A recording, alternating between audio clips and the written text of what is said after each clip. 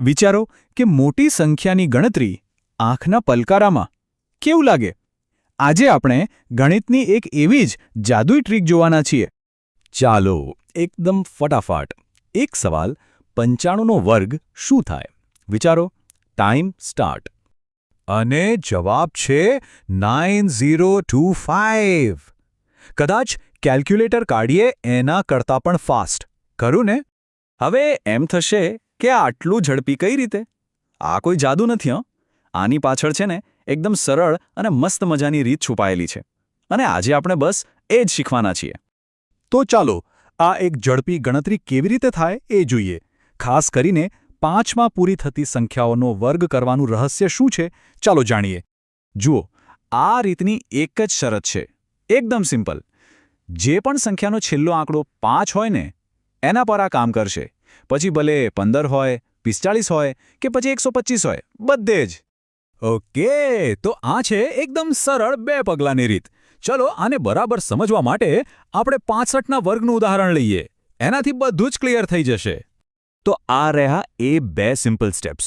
પહેલું, છેલ્લા અંક એટલે કે 5નો વર્ગ કરી નાખવાનો. અને બીજું, જે પહેલો અંક હોય ને એને એના પછી તરત જે નંબર આવે એની સાથે ગુણી દેવાનો. બસ આટલું જ. તો સ્ટેપ 1 તો સૌથી સહેલું છે. 5નો વર્ગ એ તો હંમેશા 25 જ થાય. આનો મતલબ એ થયો કે આપણા જવાબના છેલ્લા 2 આંકડા તો ફિક્સ જ છે, 25. આ તો પાક્કું. હવે આવે છે મજાની વાત. જવાબનો આગળનો ભાગ કેવી રીતે શોધવો? તો જુઓ, 65માં પહેલો આંકડો છે 6. હવે 6 પછી શું આવે? સાચું, 7.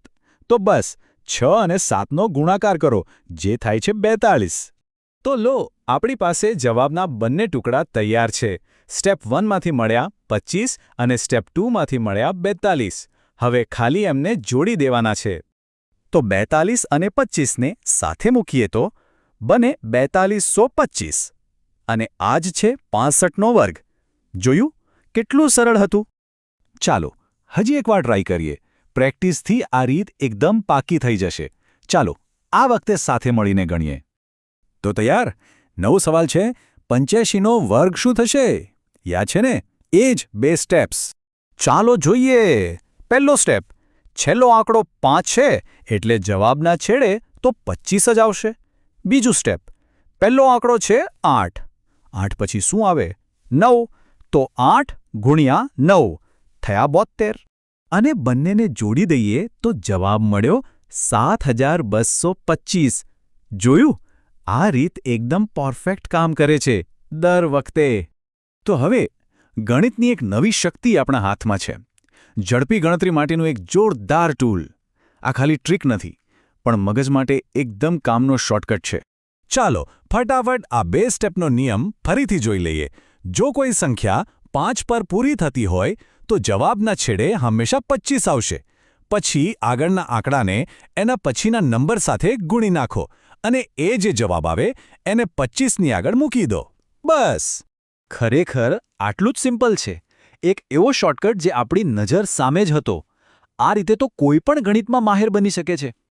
તો હવે સવાલ એ છે કે આ નવી આવડતનો ઉપયોગ કરીને સૌથી પહેલાં કઈ સંખ્યાનો વર્ગ કરવામાં આવશે? 35 કે પછી 115? હવે તો ગણતરી કરવાની મજા જ કંઈક ઓર હશે.